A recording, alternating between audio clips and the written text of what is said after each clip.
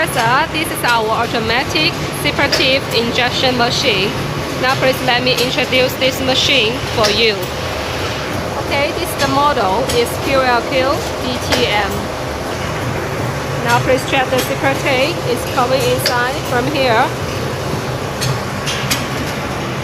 And this is the normal teeth injection mold. If you want to make the special teeth, you just need to change another mold here.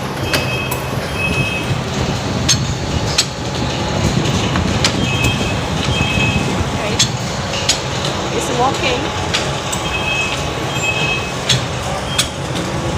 After the separative is come out, the T-bar, I mean the waste material, will come out, be separated from here. And it will drop from this machine. It will get connected by this box, by this equipment.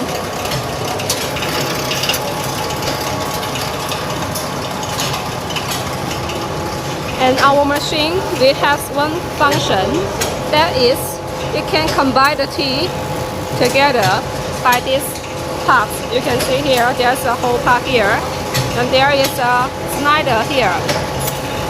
Now you can see, after the zipper come through here, the separative will combine together. Okay, dear sir, if you are interested in this machine, please just feel free to contact with us. Thank you.